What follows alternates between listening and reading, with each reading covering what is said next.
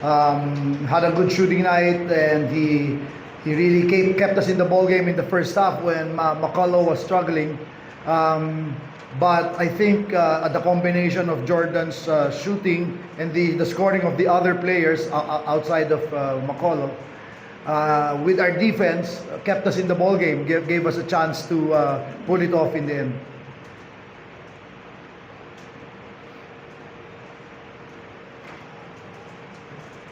Congratulations. Nung game 3, parang yung the issue was yung lack of production ng locals. Tonight, you got Eddie, of course, 29 points, pero delivered si Jason, and then your two big guys, si Henry and BGR. Yeah, in game 3, the problem really was the start. We were already down first 6 minutes of the first quarter. We were already down by 12 or 14 points. And that's the only thing that we watched in video yesterday was those first 6 minutes. And we took a look at how Ginebra got their shots off, and we made some adjustments with our defense tonight. And a couple of things. If we can hold Ginebra to below 100, we give ourselves a chance, and we don't give up the turnover points. Games 1 and Game 3, we gave up more than 20 turnover points to Ginebra. We lost both games. Tonight, we did a much better job. So, again, it's now down to a best of 3. So, as you know, in the series, the longer it gets, it now becomes a battle of attrition. Coach, the team of the first 3 games was, yung as you mentioned, nag-pull away yung team, it's hard to come back. Tonight, you were able to sabay with Ginebra and set the tone for the third quarter, late third quarter at the fourth. Yeah, at halftime, we told the players to just, keep our composure despite the barrage of the 2 best players of this conference. I mean, we're playing the best import and the best local player. So, we know that they will really score because, they're not the best for nothing. So I said, let's just keep our composure, stick to our game plan. And luckily, the players responded, and I think that's what allowed us to put it off in the end. Coach, how much of a boost was Jason Basso last games? Limited minutes, mas may mga fouls siya. Just now, we were able to score early and Well, if you take a look at all of our final series, except the last couple of series where we didn't have Jason, we really try to keep him off the starting lineup as late as possible because we don't want to overextend him. We want to manage his minutes. But being down 2-1, we felt it was time for Jason. So, ganun lang naman yun. He's just ready whenever and whatever it is that we need from him. And he knows himself that he had a very bad game the last time, and he got himself ready for tonight. Congratulations. 29 points tonight. Hindi ko usap against Meratco, you had a big 30. Tonight, you're able to regain your scoring prowess, especially with this very important game of yours. Yes.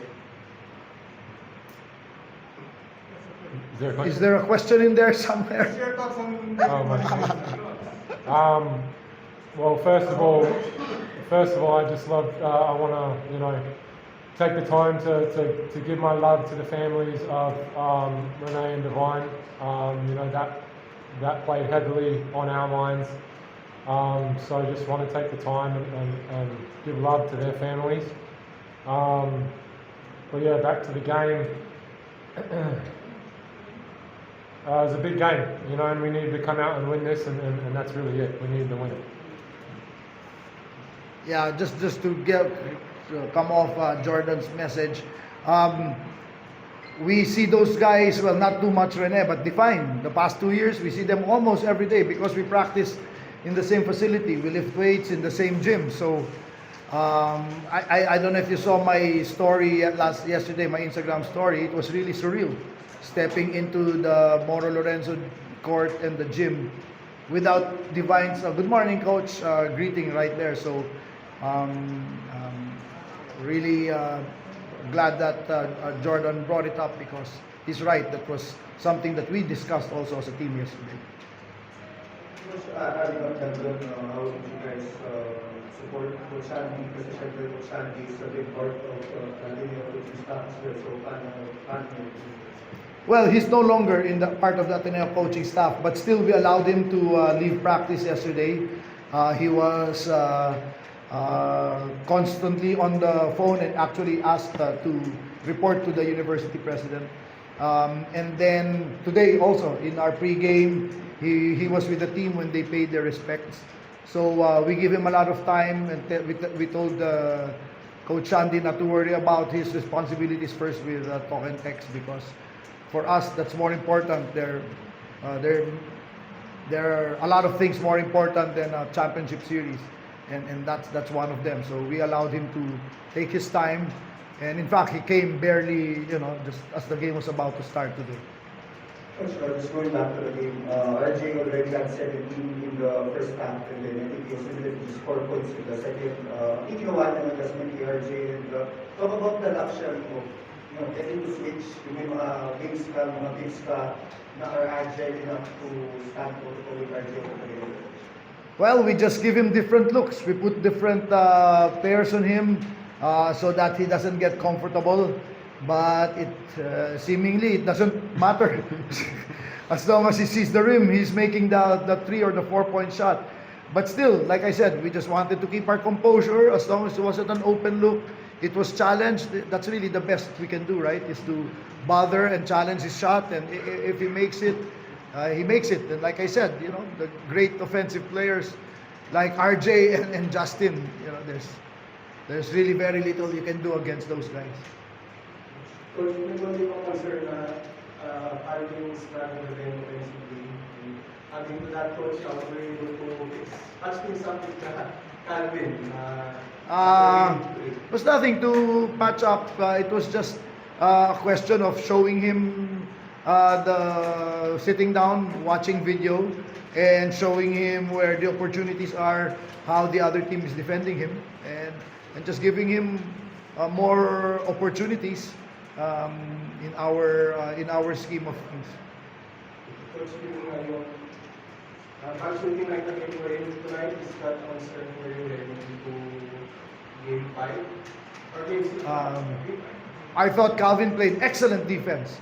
He was the first guy we put in to guard Scotty, and then he had a lot of time as well on RJ, on Ronjay. So when you defend a guy like that, it really takes a toll on your defense, on your offense.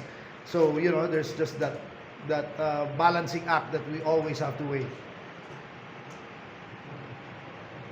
I think Justin Brown hit back to back 4-pointers midway through the fourth quarter, and then you make the adjustment, putting in Eddie Garinato for yung backup. Tapos medyo doon na pwede yung rally ng Lebra. How big was yung 2-3 minutes ni Eddie Garinato in the fourth quarter? I thought that was huge. Not only the 2-3 minutes in the fourth quarter, but even in the first half. Throughout the game, I thought Henry made a positive contribution for us. Oh yeah, he was a plus, net plus. So in the end, we have to get players stepping up, and the guys who are tasked to do the role, they have to do the role, and everybody else. So there's no 1 or 2 players who can win a series. It's got to be a collective effort.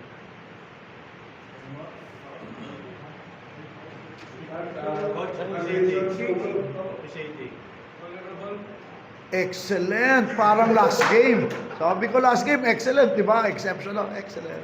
Okay. Excellent. Okay, thank you, Coach George, and Jordan Eddy.